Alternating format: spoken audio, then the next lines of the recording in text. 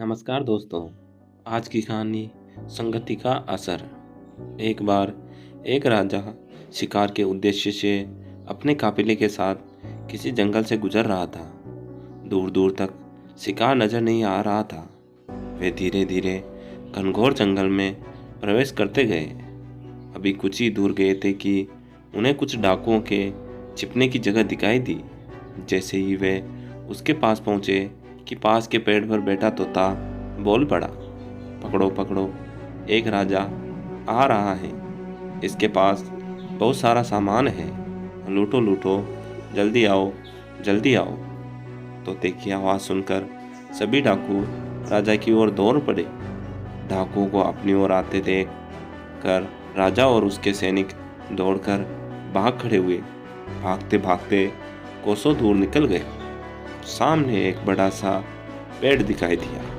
कुछ देर सुस्ताने के लिए उस पेड़ के पास चले गए। जैसे ही पेड़ के पास पहुंचे कि उस पेड़ पर बैठा तोता बोल पड़ा, आओ राजन, हमारे साधु महात्मा की कुटी में आपका स्वागत है। अंदर आइए, पानी पीजिए और विश्राम कर लीजिए। तोते की इस बात को सुनकर राजा हैरत में पड़ गया और सोचने लगा कि एक ही जाति के दो प्राणियों का व्यवहार इतना अलग अलग कैसे हो सकता है। राजा को कुछ समझ नहीं आ रहा था। वह तोते की बात मानकर अंदर साधु की कुटिया की ओर चला गया। साधु महात्मा को प्रणाम कर उनके समीप बैठ गया और अपनी सारी कहानी सुनाई।